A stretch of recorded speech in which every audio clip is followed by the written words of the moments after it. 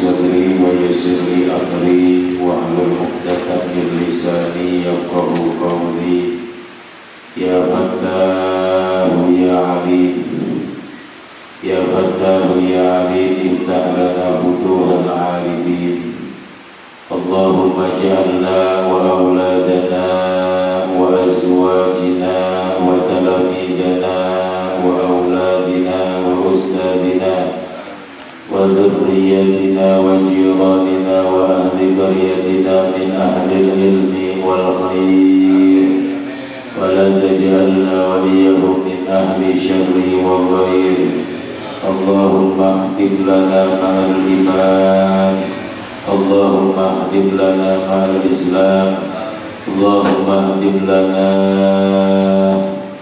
ولا تهدم لنا بسوء الخاتمة اللهم انصر أمة سيدنا محمد اللهم انصر أمة سيدنا محمد اللهم انصر أمة سيدنا محمد اللهم ارحم أمة سيدنا محمد اللهم تب علينا قبل الموت وارحمنا عند الموت ولا تعذبنا بعد الموت يا خالق الموت ويا سامع الصوت احفظنا من العفاف والعهد والعقوبات برحمتك يا أرحم الراحمين والحمد لله رب العالمين. Hadaratul mukarramun, para alimul ulama, para kiai, para ustaz yang sama-sama hadir yang kami muliakan dan insyaallah dimuliakan oleh Allah Subhanahu wa taala. Jamaah pengajian rutin Mushola Raudhatul Jannah yang kami muliakan dan insyaallah dimuliakan oleh Allah Subhanahu wa taala.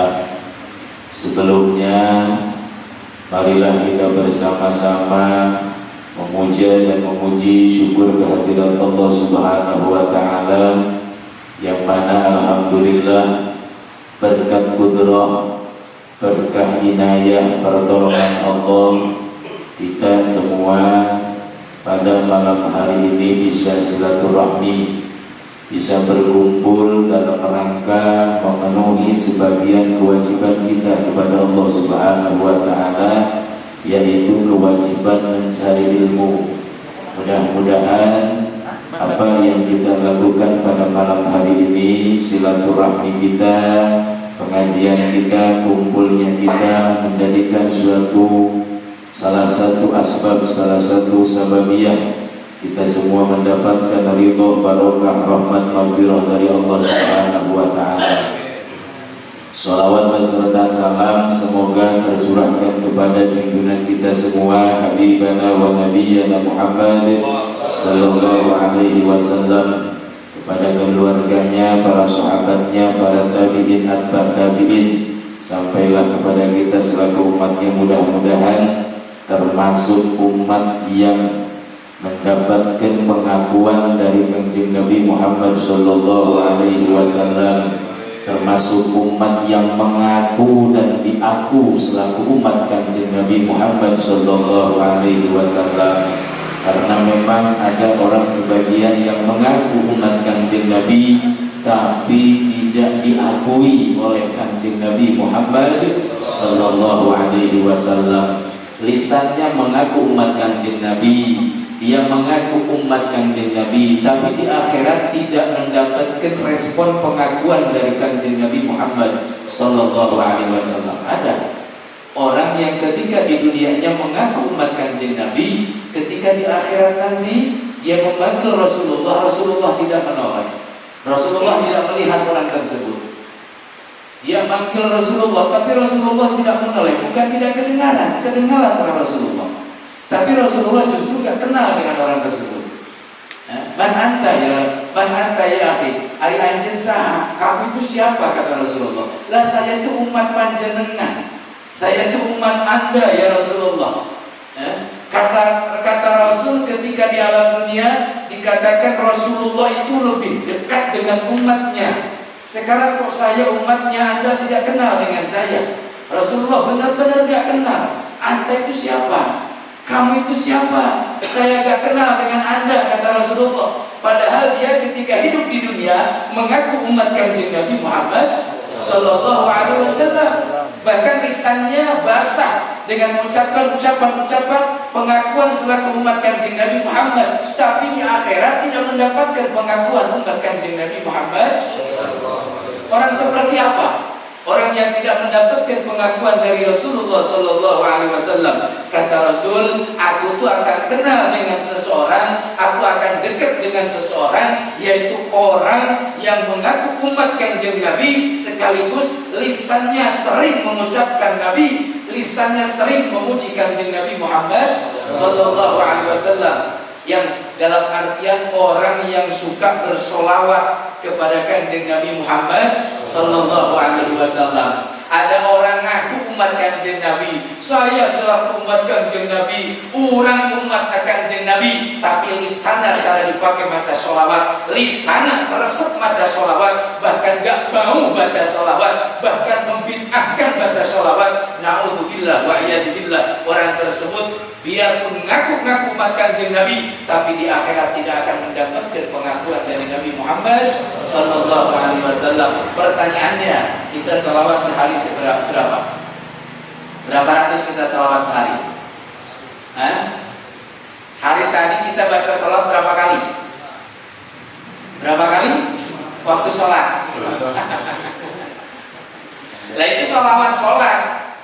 Beda lagi. Kalau kita sholat gak baca sholawat, termasuk salah satu rukun sholat, rukun qauli, yaitu baca sholawat. Kalau kita gak baca sholawat dalam sholat, maka sholatnya tidak sah. Ini sholawat di luar sholat. Saya mau tanya, berapa kali baca sholawat kita? Udah berapa kali dari tadi pagi sampai sekarang?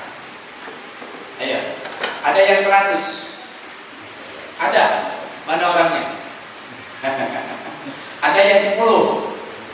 Nah ini pertanyaan saya simpel aja. Kita ngaku umat Kanjeng Nabi, tapi lisan kita nggak pernah dipakai baca sholawat. Jangan-jangan kita pengakuan kita bertepuk sebelah tangan. Kita ngaku-ngaku umat Kanjeng Nabi, tapi kita tidak mengakui umat Nabi tidak mengakui kita selaku umatnya. Kalau kita tidak suka baca sholawat, makanya saya tanya, baca sholawat kita udah berapa kali? Sehari sekarang, dari tadi subuh sampai sekarang udah berapa kali kita baca sholawat? Gak dihitung. Gak dihitung. Tapi ada yang bisa dihitungnya. Soalnya ada bahasa gak dihitung, Pak Ustaz. Gak dihitung itu ada yang dihitungnya apa gak ada? Saya takutnya bilang gak kehitung itu gak ada yang dihitungnya. Gitu kan? Ada yang memang gak dihitung, saking banyaknya baca sholawat, ya, aneh gak peduli baca sholawat, sepenting aneh baca sholawat terus. Mau 100, mau 1000, mau 2000, mau 3000, aneh gak hitung. Nah gitu, ada. Tapi ada lagi, aneh gak hitung baca sholawat. Maksudnya, gak baca sholawat. Artinya gak ada yang bisa dihitung. Makanya pertanyaan malam hari ini saya tanya, udah berapa kali kita baca sholawat? Bingung kan? Bingung? Baca sholawat udah berapa kali?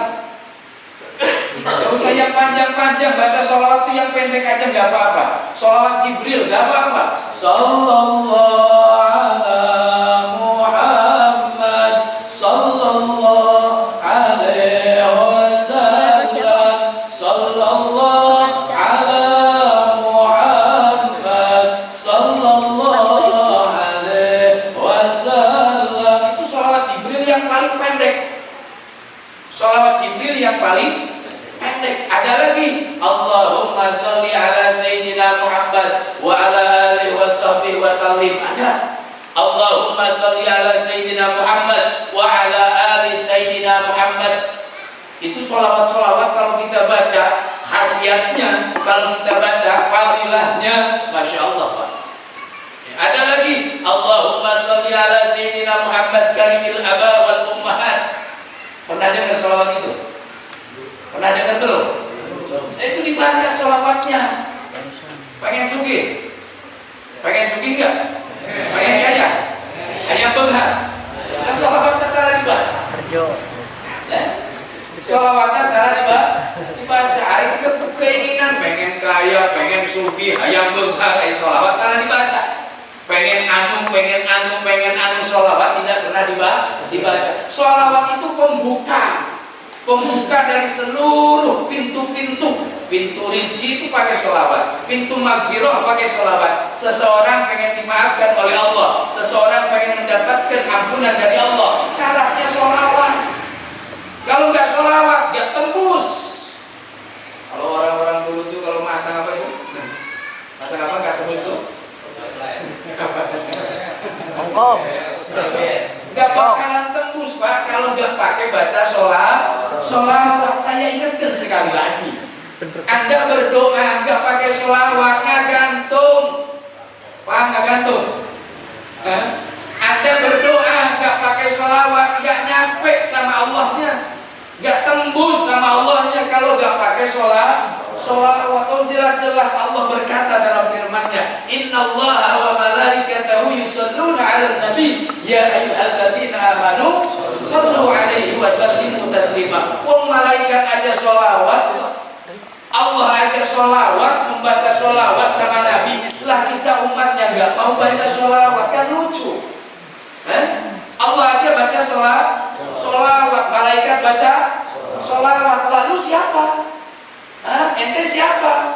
Kamu siapa? Mane? Saat? Kowe sopo? Gak mau baca sholawat, udah punya amal apa? Nabi Adam aja puluhan tahun bertobat sama Allah, pengen diampuni dosanya sama Allah, berdoa, Rabbana ya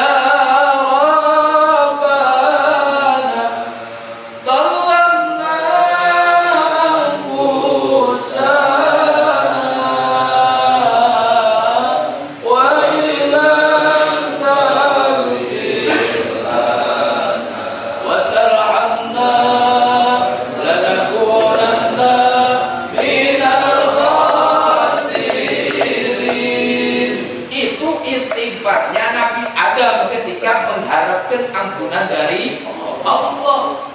Berpuluh-puluh tahun dia membaca istighfar. Kata Allah, kalau ingin dimaafkan dosanya oleh Allah, baca sholawat sama Nabi besar Muhammad itu Nabi Adam. Lah kita selaku umatnya Kanjeng Nabi, selaku cucu-cucunya Nabi Adam, pengen dimaafkan dosa kita oleh Allah, baca sholawat. Kalau kita bacanya salah nggak dosa. Sholawat, baca sholawatnya salah, dosa nggak dosa. Beda dengan baca Al-Quran. Kita baca Al-Quran salah, dosanya juga tafsir. Kalau kita udah belajar terus, berusaha mempelajari bacaan Al-Quran, lah kita salah, itu dimakfu salahnya. Kalau kita nggak mau belajar baca Quran, salahnya ya karena kita nggak mau belajar, salahnya dosa karena kita salah membaca Al-Quran. Tapi kalau baca sholawat, maaf, biarpun misalkan kita salah baca sholawatnya, itu nggak akan menjadi dosa. Bahkan maaf sekali lagi maaf, kita baca sholawat dalam hati kita riya, dalam hati kita bukan karena Allah, dalam hati kita karena manusia, itu bacaan sholawatnya nggak masalah. Kita tetap dapat pahala bacaan sholawat. Itulah berkahnya sholawat. Beda dengan bacaan-bacaan yang lain. Tapi bukan berarti menafikan bacaan yang lain. Inilah keutamaan bacaan sholawat. Makanya kita tadi baca sholawat, Ya Rabbi bil Mustafa baligh maqasidana wa ghfir lana.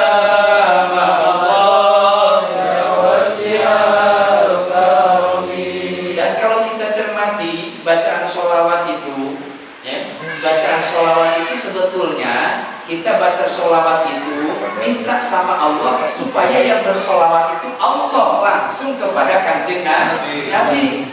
Kalau kita mau langsung baca sholawat sama Nabi itu nggak bisa. Yang bisa baca sholawat langsung sama Nabi itu Allah Subhanahu wa Ta'ala. Coba ditengok bacaan sholawat semuanya. Ya Rabbi bil Mustafa. Pertama kali ya Rabb. Ya Rabbi, duh Gusti Pangeran Abdi. Ya Rabb, ya Allah, balik maqasidana, sampaikanlah semua hajat-hajat kami. Kan gitu. Baca sholawatnya Allah yang membaca sholawat kepada Nabi. Kita memohon kepada Allah lewat bacaan sholawat. Makanya kalau kita lihat bacaan sholawat kebanyakan semuanya Allahumma sholli ala sayyidina Muhammad wa ala ali sayyidina Muhammad. Pakai Allahumma semuanya. Benar nggak? Semuanya pakai Allahumma.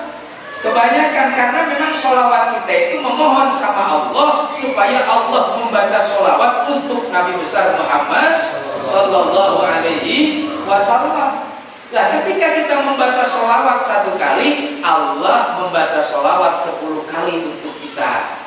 Kita baca sholawat 1 kali, Allah membaca sholawat 10 kali untuk kita. Lah, orang yang mendapatkan sholawat dari Allah, insya Allah dunianya selamat, akhiratnya selamat. Makanya perbanyak bacaan sholawat.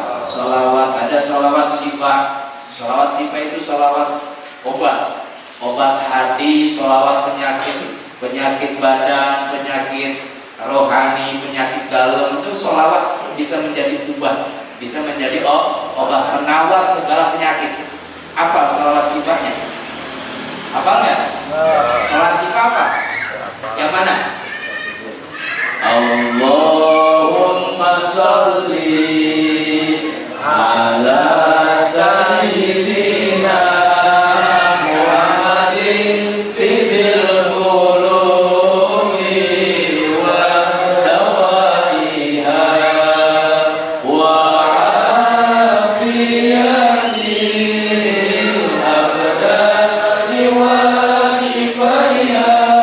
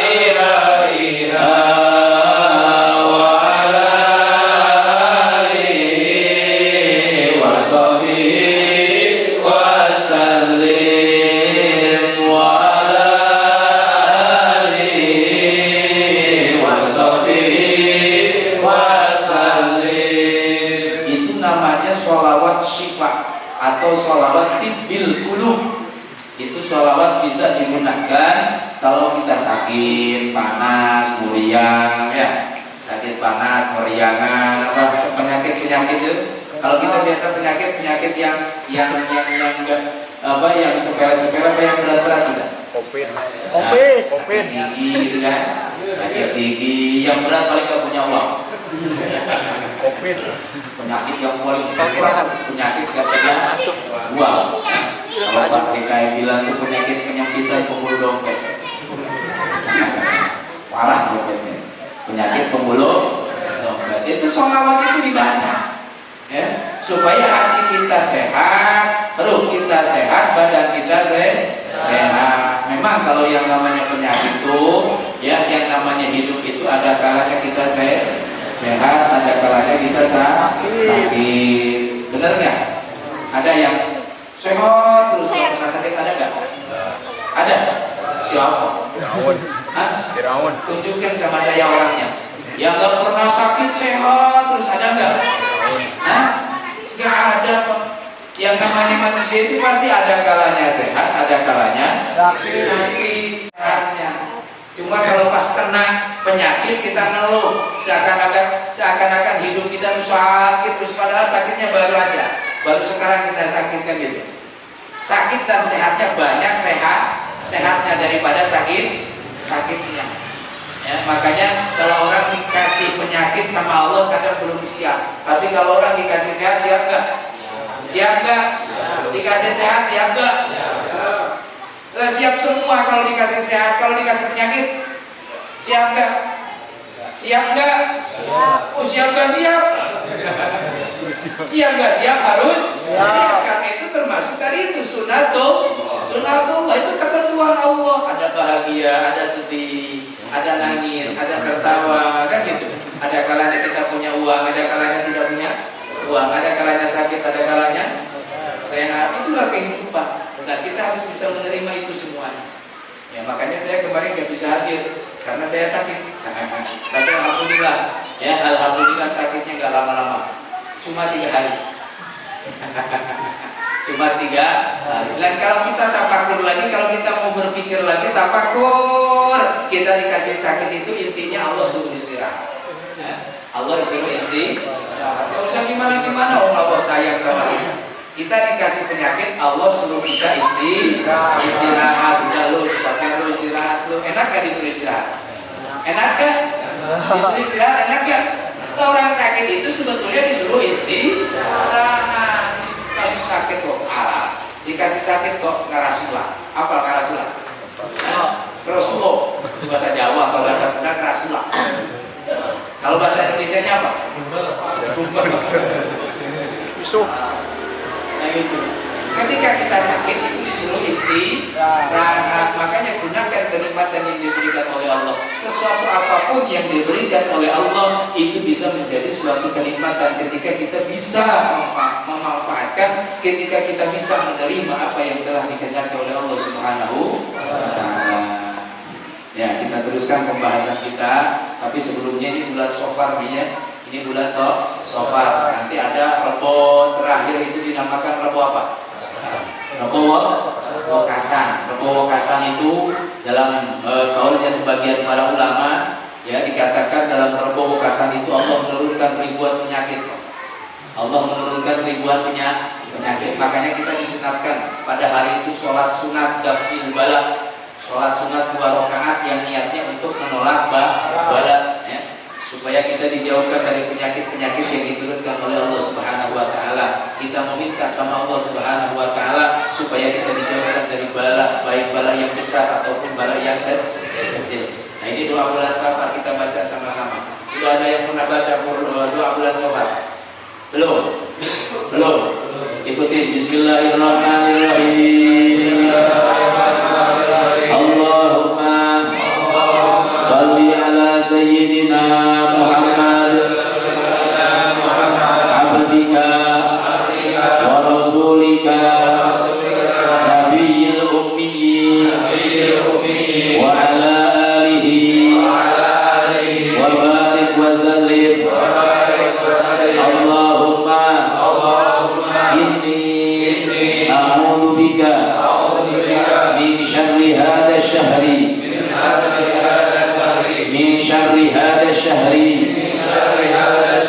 wa min kulli shiddatin wa bala'in wa baliyatin qaddartaha fihi ya dahru ya malikat dunya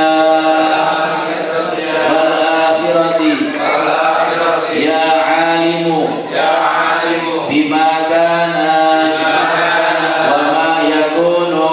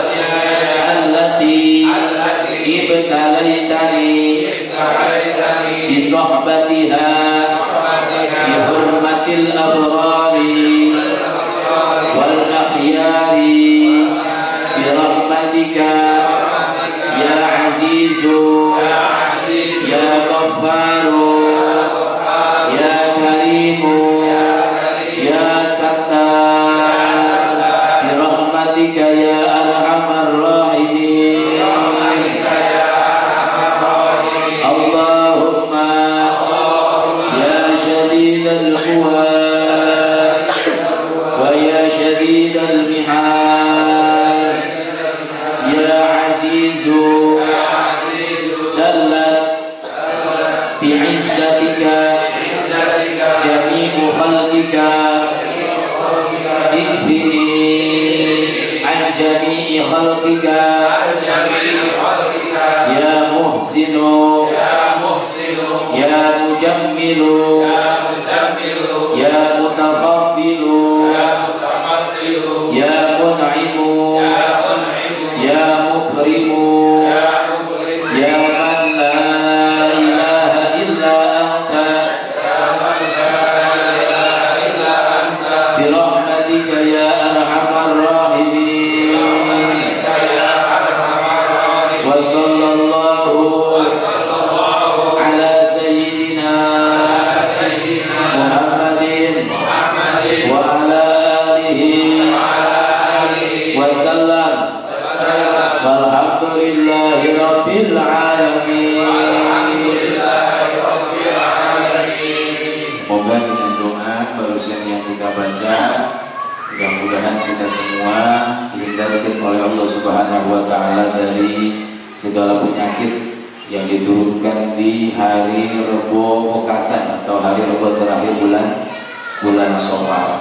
Para bapak, para jemaah yang kami muliakan dan insya Allah dimuliakan oleh Allah, mari kita lanjutkan pembahasan kita sebagaimana sudah dibahas kemarin pada pertemuan-pertemuan sebelumnya, yaitu tentang air, ya Pak ya.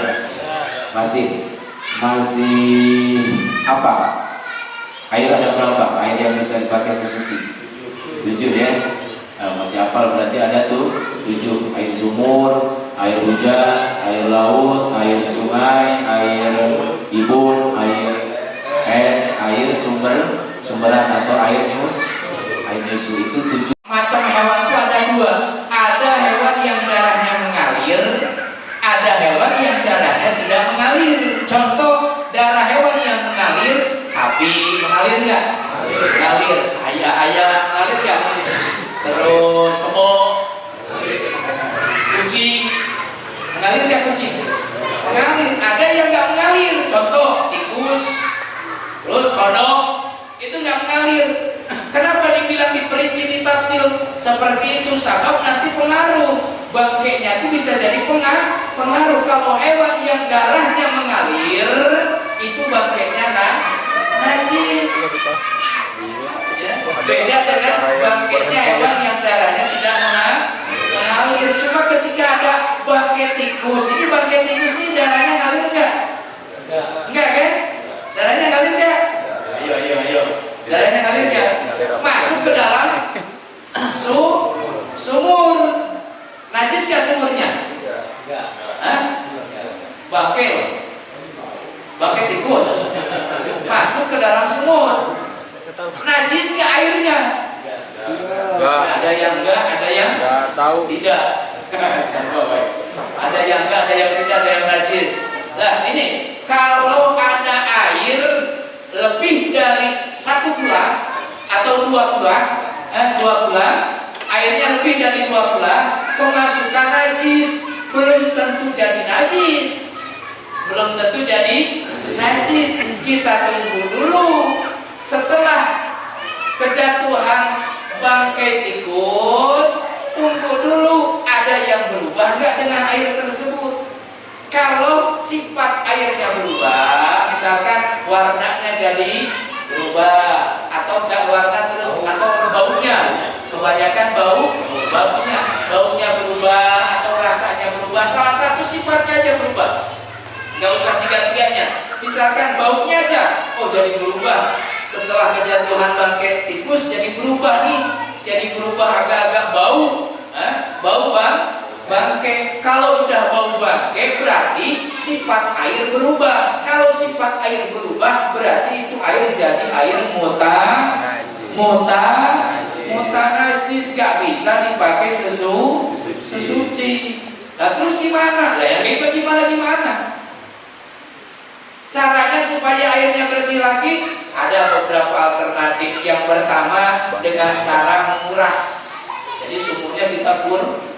Jadi bangkainya kita ambil, terus sumurnya kita kuras.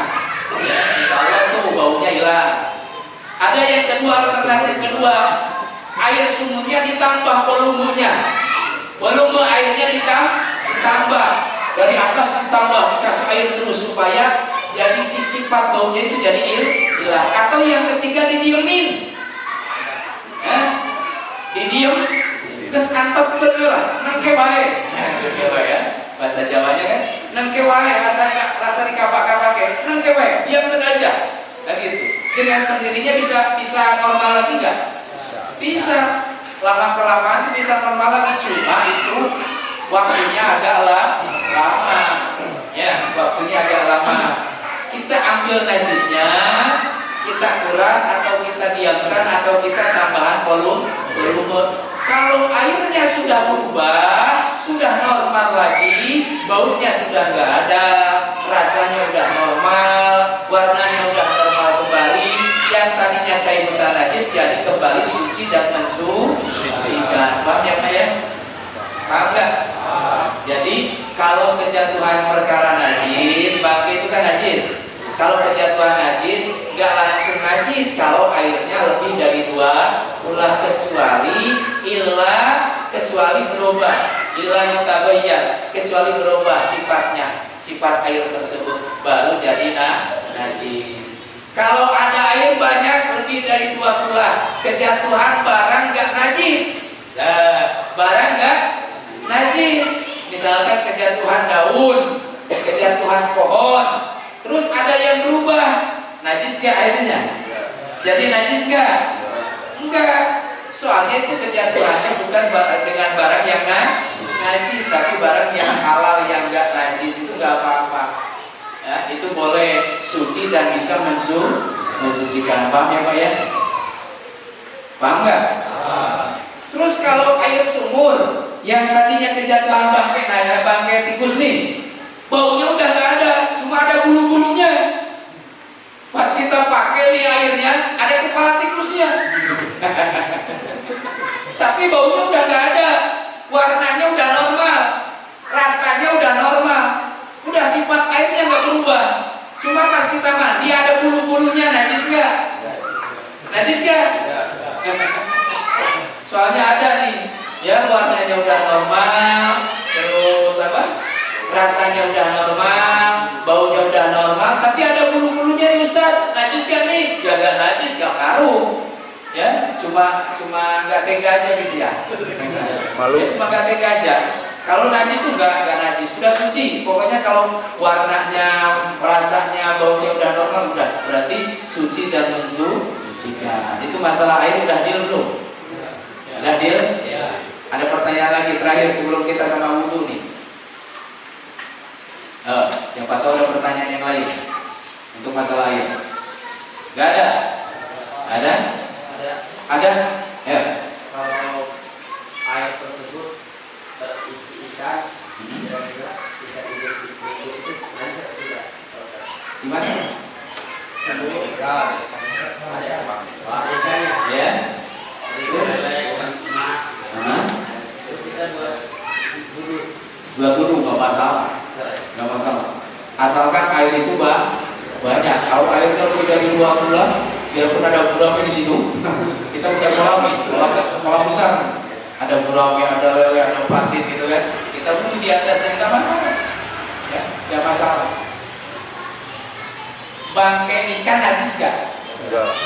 Najis gak bangkai ikan? Enggak. Boleh dimakan? Boleh. Boleh. Kalau tega.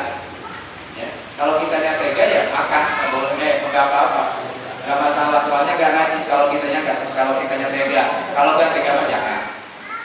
Itu bukan masalah hukum najis boleh nggak bolehnya. Biasanya kita nggak tega kalau udah jadi bangkai kan, nggak tega, nggak mau pakai tega, nggak mau kan, sekarang dia jadi bangkai. Nah, tapi secara hukum boleh, ya, secara hukum boleh. Bangkai ikan itu termasuk hewan yang nggak najis ketika sudah mati. Ikan itu nggak najis. Terus ada lagi satu lagi tuh yang nggak najis itu apa? Belalang. Simbol itu kalau bahasa Indonesia apa? Belalang. Belalang. Nah itu nggak najis tuh. Kalau ada bangkai kodok, boleh nggak dimakan? Hah? Boleh nggak? Ya boleh. Kalau belalang terus ikan tuh salah satu hewan yang boleh dimakan. Biarpun sudah jadi bangkai. Kalau nggak mau jangan. Ya, kalau mau misalkan nggak apa-apa, hukumnya nggak apa.